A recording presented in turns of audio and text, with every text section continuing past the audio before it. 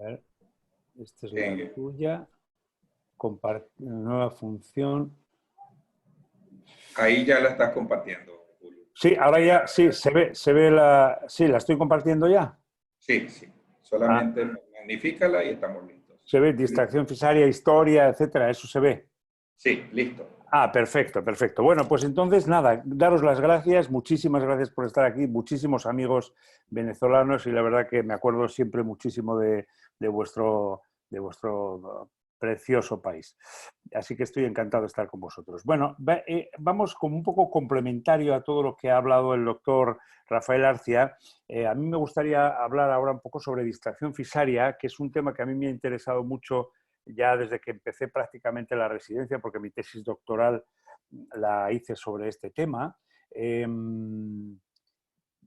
y sobre todo porque yo siempre me he preguntado por qué una técnica que a mí me gusta tanto, para casos muy concretos, bien es cierto, pues se usa tan poco por ahí. ¿Cuál es esa historia de esa impopularidad y por qué es? Y de eso quiero hablaros, ¿no? Bueno, la distracción fisaria ya lleva muchísimos años descrita. Todos sabéis los trabajos de Ring, los trabajos de Zavijalov. Ring empezó a hacer trabajos de distracción fisaria en perros hace muchísimos años, más de 60 años. Y la escuela rusa de Zavijalov, ya un poquito más tarde, empezó en su utilización clínica. No tuvo mucho éxito, pienso yo que sobre todo porque los aparatos que se utilizaban no eran los mejores. El doctor Cañarel me propuso en los años 80, un poquito también de la mano de Bastiani, el decir, bueno, pues vamos a intentar ver qué se puede hacer con la distracción fisaria, si realmente es útil o no es útil. Y teníamos unos cuantos casos ahí un poco listos y empezamos a utilizar la distracción fisaria no sin antes haber hecho unas investigaciones en corderos para estar un poco seguros de lo que estábamos haciendo.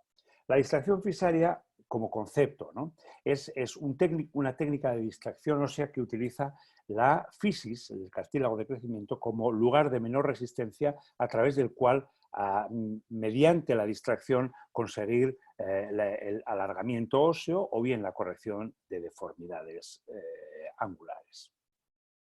Por supuesto, la distracción fisaria necesita que la fisis esté abierta como condición sine qua non para poder realizarla. Es decir, es una técnica específica de la edad infantil, de pacientes inmaduros. Nosotros comenzamos a utilizar, sí es cierto, como tantas técnicas de distracción, esta técnica fundamentalmente para alargamientos óseos. Como veis, lo que hacemos es colocar el fijador, los tornillos del fijador de forma ortogonal a ambos lados de la fisis, realizar la distracción y sin necesidad de osteotomía conseguir la longitud que nosotros teníamos prevista, si llegamos a ello, obviamente, conseguir ese objetivo y esperar a que consolide, como se hace con la cayotasis o con cualquier otra técnica de alargamiento mediante osteotomía. En este caso, repito, sin osteotomía. Esa es un poco la gran ventaja. Las indicaciones que nosotros le hemos dado después a la distracción fisaria, porque hacer alargamientos puros solo con distracción fisaria nos parecía un poco peligroso, y lo veremos por qué, se centraban fundamentalmente en las deformidades de los huesos largos, deformidades localizadas a nivel fisario.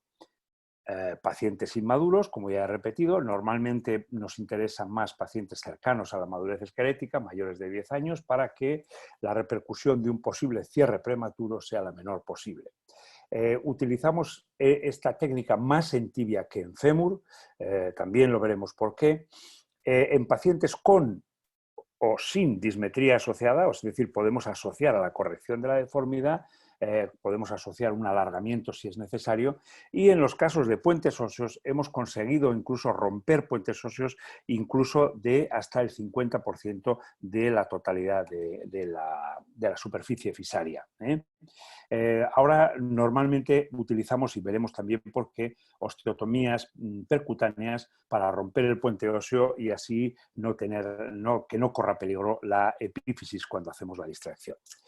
Por ejemplo, este es un caso caso de una buena indicación, pienso yo, para la distracción fisaria. Esta es una enfermedad de Blount del adolescente, la epífisis no está muy deformada, al contrario que en los casos de los niños pequeños, el Blount infantil, en los que la epífisis puede estar muy deformada y puede ser muy difícil colocar los tornillos epifisarios. En este caso es más fácil y por lo tanto es una buena indicación. Enfermedad de Blount del adolescente. En estos casos lo que hacemos es colocar el fijador externo y, como lo veis en la imagen esta que estoy señalando ahora mismo, en esta imagen central, y comenzar la distracción a la vez que hacemos la distracción mediante un sistema de bisagras que tiene este fijador externo, que es muy sencillo, muy poco sofisticado. La distracción que nosotros vamos haciendo se va convirtiendo en corrección angular, como veis, hasta que conseguimos la corrección de este hueso sin necesidad de hacer osteotomía ni de la tibia ni del peroné. Son casos concretos, pero son casos en los que la distracción fisaria tiene una buenísima, en mi opinión, buenísima indicación. Ya veis cómo después, esto es antes y después de la corrección, solo quedan los estigmas de las heridas de los tornillos que hemos colocado a nivel epifisario y a nivel diafisario de la tibia. No hay cicatrices de osteotomías ni nada por el estilo. Así que es una buena indicación para estos casos. También lo hemos indicado en ocasiones, no tan frecuentemente, en tibia distal. Digo no tan frecuentemente porque es bastante más difícil colocar los pines en la extremidad distal de la tibia, pero en los casos como este un poco extremos, pues lo hemos llegado a utilizar. En este caso, como ya el peroné también tenía una deformidad importante, hicimos una osteotomía del peroné aquí, pero en la tibia no hicimos absolutamente nada, simplemente distracción. Y veis que con la pura distracción se consigue una buena consolidación de la zona donde hemos hecho la distracción y la corrección angular. O sea que fundamentalmente en la tibia. Ventajas de la distracción fisaria. Y por eso yo la verdad es que a veces me sienta mal que se use tan poco porque tiene unas ventajas muy claras para casos muy concretos. Las ventajas son: no utilizas osteotomía, no necesitas una distracción diferida, porque puedes empezar a hacer la distracción a los 5 minutos de haber acabado de colocar el fijador, a los 5 minutos del postoperatorio. Presenta una excelente osteogénesis. Esto es muy raro, yo la verdad es que no he encontrado nunca un problema de consolidación en el tejido de distracción, en la distracción fisaria. Se realiza una separación a nivel fisario, por lo tanto, deformidades muy en la fisis son muy susceptibles de este tipo de tratamiento, donde a veces hacer osteotomías no es, como bien todos sabéis, no es nada fácil. Y luego que permite la elongación en el caso de que sea necesario. Nosotros hemos hecho bastantes estudios experimentales ya hace unos cuantos años sobre la distracción fisaria. Este estudio es un estudio realizado por Jesús Azcárate, en el cual estuve yo más o menos llevando la tesis, era una tesis doctoral, un trabajo de tesis doctoral, en el cual realizábamos este tipo de puentes óseos y solo mediante la distracción conseguíamos hacer esta disrupción del puente, y a partir de la disrupción del puente conseguíamos corregir la deformidad angular y producir, en el caso que fuera necesario, una elongación ósea. Veremos ahora cómo la verdad es que aunque sea eso posible, pones ciertamente en riesgo a la epífisis con esa distracción y quizá es mejor hacer una osteotomía percutánea con un escoplo en la zona del puente y luego hacer la distracción. O sea que yo creo que esto es una cosa que se puede hacer así.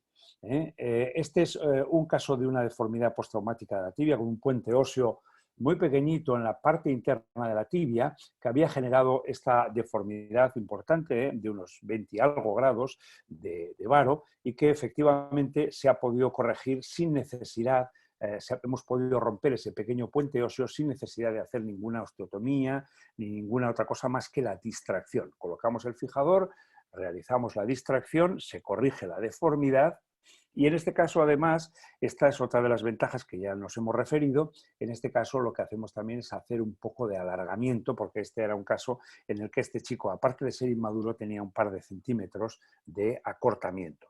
Como veis, cuando vamos a hacer un alargamiento, hacemos una solidarización tibio-peronea distal para que no se produzca una complicación que para mí es de las más graves en las elongaciones, como es el ascenso del peroné durante la distracción de un alargamiento tibial. ¿Por qué se usa poco la distracción fisaria? Yo me lo preguntaba y eso es, digamos, un poco el motivo de esta charla. Primero, yo creo que porque las indicaciones son muy concretas, son muy precisas, fundamentalmente deformidades angulares, fisarias y a nivel tibial y sobre todo a nivel de tibia proximal y en pacientes cercanos a la adolescencia. Por lo tanto, se va reduciendo un poquito el número de casos en que se usa. Ese es el primero. Lo segundo, porque tiene unos riesgos inherentes. Y lo tercero, porque yo creo que en algunas ocasiones se ha puesto poco cuidado a los detalles técnicos y digamos que se le ha tomado miedo a la distracción fisaria como técnica de elongación y corrección ósea. En cuarto lugar, yo diría también porque no se han utilizado en algunas ocasiones los aparatos idóneos, con lo cual, al final, una vez que falla el aparato, falla, digamos, todo tu concepto sobre la técnica, ¿no? Y ya no la quieres usar más, ¿no? En cuanto a los riesgos inherentes, pues sí, tenemos riesgos de infección articular porque los tornillos epifisarios están ubicados muy cerca o incluso dentro de la articulación. Podemos tener rigideces, pero ya veréis cómo no es un problema muy serio, y podemos tener cierres fisarios prematuros. Estos son los riesgos inherentes que yo creo que más miedo dan.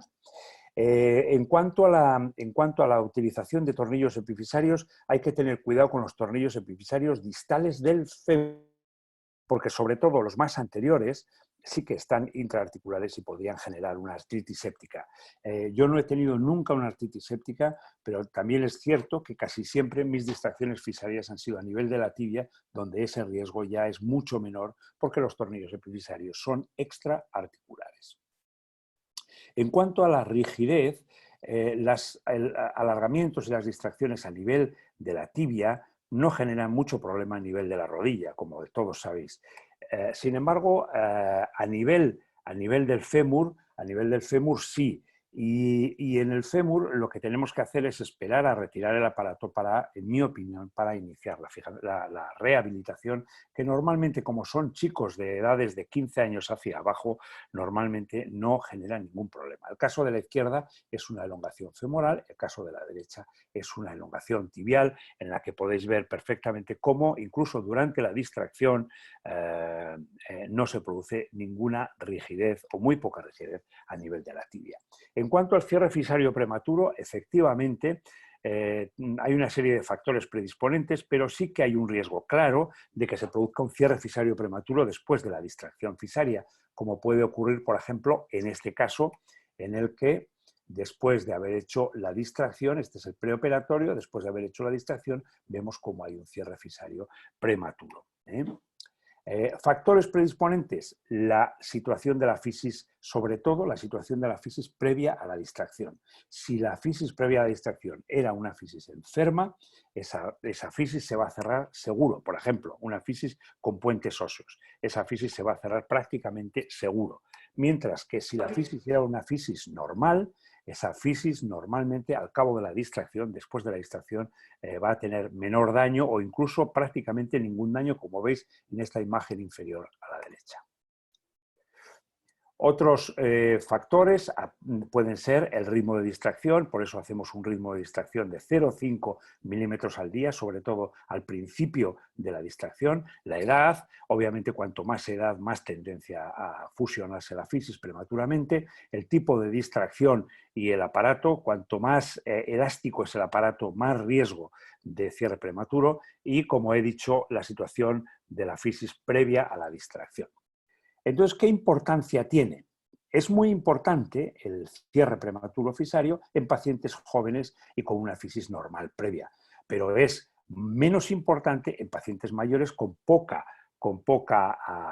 capacidad de crecimiento ya, a partir de los 13 años, por ejemplo, e incluso puede llegar a ser deseable cuando nosotros hemos tenido una deformidad recurrente. Este es un caso de una chica de 13 años en el que ya veis cómo acaba produciéndose después de una distracción fisaria una parada del crecimiento. Pero en este caso, por ejemplo, ya veis cómo hay es un chico que ha tenido múltiples osteotomías y una deformidad recidivante. En este caso, nosotros podemos corregir con distracción fisaria, pero nos interesa también que se cierre ese cartílago de crecimiento para que no se produzca una recidiva. Entonces, la propia distracción fisaria nos produce ese cierre prematuro y produce esa situación en la que no de cierre prematuro para que no se reproduzca la deformidad. Mis sugerencias ante este problema del cierre fisario post-distracción: predecir los efectos del cierre cuando nosotros vamos a hacer una distracción fisaria y saber que el cierre puede llegar a ser deseable, hacer una distracción a menos de 1 milímetro al día hasta que se ha producido la fractura fisaria y, sobre todo, si en pacientes, hacerla en pacientes lo más cercano a la madurez posible para que la repercusión de ese cierre sea la menor posible. En cuanto a la heterodoxia técnica, y estoy ya acabando, intentar una distracción aguda, tener cuidado con los pines, porque los pines pueden estar mal ubicados y producir roturas o problemas con la epífisis, y evitar otros daños fisarios fundamentalmente en relación con la colocación del aparato. Tenemos nuestras propias técnicas para poder conseguir colocar tornillos de este grosor en epífisis tan delgadas como la epífisis distal de la tibia en un chico pequeño. Tenemos estos métodos a través de una aguja de Kirchner, hacemos con una broca canulada y metemos el tornillo posteriormente.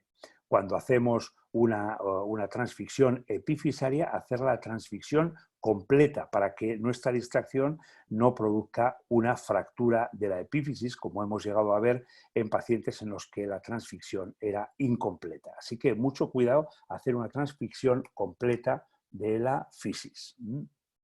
Y, por supuesto, no utilizar distracción fisaria en epífisis deformadas, como veis en este caso de esta enfermedad de Blount. En el Blount del adolescente, aquí a la izquierda, se puede utilizar. En el Blount infantil, donde hay más deformidad epifisaria, tratar de hacer osteotomías y no distracción fisaria, porque la deformidad de la epífisis es una contraindicación para la distracción. Por lo tanto, sugerencias técnicas: hacer distracción progresiva, por supuesto, no intentar romper la fisis de manera aguda, hacer una inserción guiada de los tornillos, hacer una transficción epifisaria completa, elegir epífisis no deformadas y podemos hacer una rotura percutánea del puente en vez de intentar hacer solo con la distracción. Con un pequeño escoplo, percutáneamente podemos romper el puente y estamos más seguros de no provocar daños fisarios. En cuanto al aparato, la configuración ortogonal, utilizar aparatos que permitan configuración ortogonal, utilizar aparatos con bisagra en su extremo, no bisagra en la mitad del cuerpo, bisagra en el extremo, como en este aparato de Wagner que ya no utilizamos, pero que durante años utilizamos mucho, y utilizar tornillos guiados con una aguja de Kirchner previamente para poderlos ubicar bien en la epífisis. Como veis, de esta manera podemos tener casos en los que la distracción fisaria pues nos puede generar unas correcciones fantásticas, pero como digo, casi siempre en tibia y sobre todo en la tibia proximal. Yo creo que nada, finalmente, como comentarios finales: cómo escapar de los problemas, utilizar unas buenas indicaciones, minimizar los riesgos, sobre todo utilizar en deformidades tibiales, valorar el cierre fisario, que eso efectivamente puede ser un problema, y utilizar una técnica ortodoxa: distracción progresiva y una inserción correcta de los tornillos utilizando el aparato adecuado. Muchísimas gracias. Bueno, muchísimas gracias, Julio, por esta presentación extraordinaria acerca de la distracción fisaria. Y es un tema apasionante. Todos los temas que hemos visto hoy en la tarde-noche, son temas de mucha importancia para las personas que hacemos cirugía reconstructiva. La sesión de preguntas la vamos a hacer al final. Y ya tengo varias por acá conectadas. Y vamos a seguir con mi amigo Miguel Galván. Miguel nos va a conversar esta tarde